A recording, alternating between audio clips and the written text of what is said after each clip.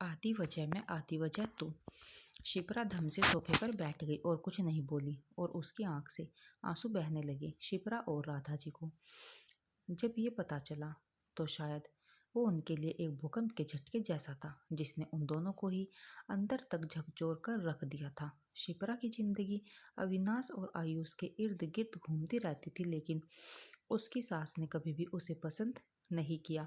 आयुष के होने के कुछ समय बाद ही उसने नौकरी वापस ज्वाइन कर ली थी, तो कहीं ना कहीं वो उसे अच्छी मान नहीं मानती थी।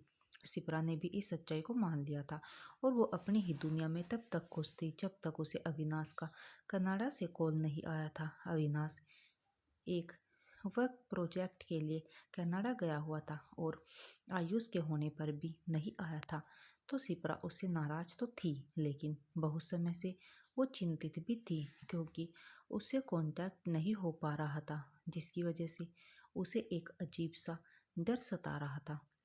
राधा जी को भी बहुत चिंता थी और अब ना चाहते हुए भी दोनों एक ही किश्ती में सवार थे। एक दिन शिप्रा ने छुट्टी की हुई थी क्योंकि आयुष के प्ले स्कूल में उसे मंकी बनकर जाना था और कुछ लाइंस बोलनी थी, तो वो उसकी की तभी हेडलाइट की बेल बजी। शिप्रा ने फोन उठाया तो अविनाश की आवाज़ सुनकर वो चहक उठी और अविनाश की आवाज़ सुनने के लिए राधा जी भी तरस रही थी। शिप्रा ने फ़ोन को स्पीकर पर डाल दिया और अविनाश से अभी लड़ ही रही थी कि अविनाश ने कहा कि शिप्रा, मैंने यहाँ दूसरी शादी कर ली है और मैंने तुम्हें तलाक के कागज भिजवा दिए हैं, तो तुम साइन कर देना। शिप्रा धम से सोफे पर बैठ गई और कुछ नहीं बोली और उसकी आंख से आंसू बहने लगे। राधा जी ने फोन उसके हाथ से लिया और बोली, तेरा दिमाग खराब हो गया है। इतने में वहाँ से फ़ोन काटने की आवाज़ आई।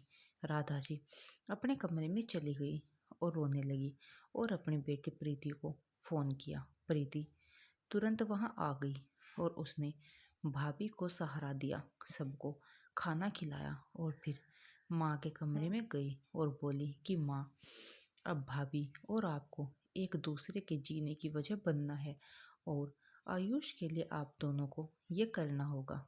कुछ दिन रहने के बाद प्रीति चली गई और राधा जी शिप्रा के रूम में गई और बोली, बेटा ऑफिस कब जाएगी?